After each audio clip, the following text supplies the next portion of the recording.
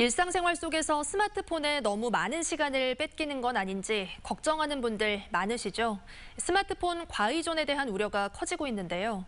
코로나19 전후 변화들을 빅데이터 속에서 살펴보는 특별기획, 빅데이터는 알고 있다. 오늘 주제는 코로나19와 스마트폰 과의존입니다. 조현성 기자의 보도입니다. 광주시청 3층에 마련된 광주 스마트 쉼센터입니다. 스마트폰 과의존으로 어려움을 겪는 사람들을 위해 상담이나 예방교육을 실시하는 전문 기관입니다. 스마트폰 과의존이 이미 개인만이 아닌 사회적 문제가 되어 있음은 정부의 실태조사 결과에서도 확인됩니다. 지난해 기준으로 과의존 위험군은 전체 이용자의 23.3%. 조사가 실시된 이후 매년 꾸준히 높아져 왔고 특히 지난해에 그 상승폭이 가장 컸습니다. 그렇다면 이에 대한 사회적 인식과 이용자 개개인의 생각들은 코로나19를 전후에 어떻게 달라졌을까?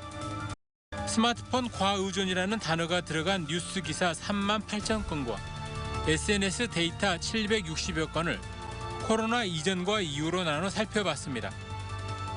뉴스 기사에 대한 감성 분석에서는 질병이나 장애, 어렵다, 부작용과 같은 부정적 단어의 비중이 크게 낮아졌습니다.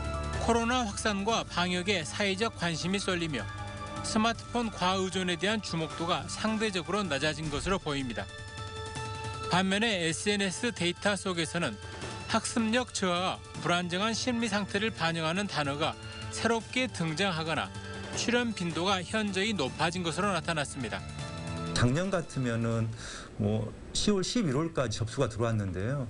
지금은 올해 같으면은 이미 9월 달에 다 접수가 마감될 정도로 굉장히 많은 어떻게 보면 스마트폰 과의존 위험군들이 발생되고 있고 한편 한국지능정보사회진흥원 등은 지난 2016년부터 편견을 심고 낙인 효과를 준다는 이유로 중독이라는 말을 쓰지 않고 과의존이라는 용어로 대체해서 사용하고 있습니다.